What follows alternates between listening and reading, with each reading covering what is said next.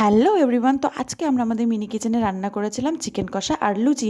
এই চিকেন কষা আর লুচি কিন্তু ছোটোবেলায় যখন স্যারের বাড়িতে শিক্ষক দিবস হতো তখন কিন্তু আমাদের খাওয়াতো।